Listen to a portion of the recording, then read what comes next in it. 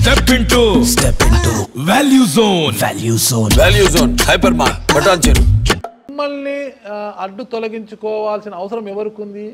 మీరు ఫ్యాక్షనరీలు కాదు, అంత భయంకరమైన వ్యక్తి కాదు, ఏదో నాలుగు మాటలు మాట్లాడతారు మీడియాకి వచ్చి, మీడియా ముందుకు వచ్చి. ఒక్కటే నాగరాజు గారు గుర్తుపెట్టుకోండి, సింపుల్. నా press meets minimum 10 to 12 days, 15 days.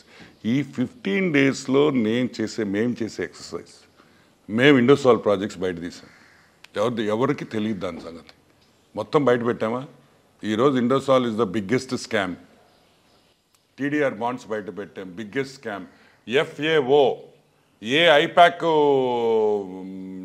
Jaganmohan Reddy ఐపాక్ను పెట్టుకొని టోటల్ డేటా వాలంటీర్స్ దగ్గర నుంచి సేకరించి మొత్తం ఐపాక్ ఇచ్చి ఈరోజు దొంగ ఓట్లు ఏ విధంగా చేస్తున్నారో బయట పెట్టాం. రెస్పాన్స్ ఉందా? విజయసాయి రెడ్డి గారు ఢిల్లీలో మాట్లాడుతారు, దొంగ ఓట్లు చేరుస్తుంది మీరు అనేసి. అంతే కదా, వాళ్ళ బిడ్డలకంతా మేము తండ్రి అంటే ఇంక మేము ఏం చేసాము? ఇప్పుడు వాళ్ళ బిడ్డలకి తండ్రి మీరు అంటే మేమేం చెప్పలేం కదా, అట్టే ఉంది ఇది. So stupid. ఇప్పుడు అధికార పార్టీ 151 MLAs ఉన్న క్యాండిడేట్లు వాళ్ళు దొంగ ఓట్లు చేరుస్తున్నారా? ఇది నిజమైతే తెలుగుదేశం పార్టీ దొంగ ఓట్లు చేరుస్తుంటే విజయసాయి రెడ్డిని కొన్ని తిరగమను, అంతే కదా. అదే తగ్గిస్తే బాగుంటుంది. ఏం తగ్గించేది? ఇప్పుడు 151 MLAలు వాళ్ళు పెట్టుకొని మేము దొంగ ఓట్లు చేరుస్తుంటే వాళ్ళు చెక్క చారడేసి మొగ్గ అని ఆడుకుంటున్నారా? ఏందన్నా నువ్వు చెప్పేదా? అంత పెద్ద మనిషిని పట్టుకొని ఏందన్నా ఆయన పెద్ద మనిషి? నీకు పెద్ద మనిషి, నాకు కాదు. నెల్లూరులో పోయి కనుక్కో విజయసాయి రెడ్డి ఏంటో. ఏది ఉంటే తెల్ల జుట్టున్నోడు అందరూ మేధావులు అనుకోబాకను, భలే జాగ్రత్త. పెద్ద మనిషి గురించి పెద్ద మనిషి ఏముందిలే, అందరూ పెద్ద మనుషులే కదా, మరీ అటు ఇటు కానుడు చెప్తాను, నువ్వు గమ్ముగా ఉండు. అది పాయింట్ కాదు. విజయసాయి రెడ్డి మీద ఈరోజు హైకోర్టులో కేసు పడింది.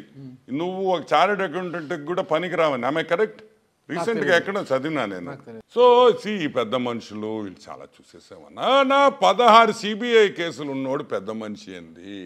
వాడు పెద్ద ఆయన మేధావని నువ్వు చెప్పడం నేనండు అంటే నువ్వు ఎదవంటున్నావా? తెలివి తక్కువడే అంటున్నా? నువ్వు అట్ట కాదు, నువ్వు మేధావి కాదు అంటే తెలివి తక్కువడనే కదా విజయసాయి రెడ్డి అంటే. నీ మనసులో విజయసాయి రెడ్డి తెలివి తక్కువడు అని నీకుంది, నువ్వు బయటపడ్డావు. అట్ట బయటపై మీ రాజకీయాల్లో నన్ను లాగొద్దు. అట్ట కాదు, నువ్వేమన్నావు? నేనేమన్నా? మేధావి అన్నా. నువ్వేమన్నావు? మేధావి కాదు అన్నా. నువ్వు మేధావి కాదు పెద్ద మనిషి అన్నావు. మేధావి కాదు అన్నా, నేను అనలేదు ఆ మాట, పెద్ద మనిషి అంటున్నాను. అని నువ్వు అనలేదంటే నీకు ఆ ఒపీనియన్ లేదనే కదా. కాదన్నా, అట్ట కాదు, ఉండిన విషయం మాట్లాడుకుంటాం. అంటే నువ్వు నాతో ఏకీభవిస్తున్నావు అతను తెలివి తక్కువడని. కానీ అతను ఒక క్రిమినల్, తెలివి తక్కువడు కాదు. క్రిమినల్ అన్నా కూడా క్రిమినల్ మేధావి. క్రిమినల్ అన్నా కూడా ఈ రోజు టోటల్ 16 ఛార్జ్ షీట్లు ఇస్తాను నీకు.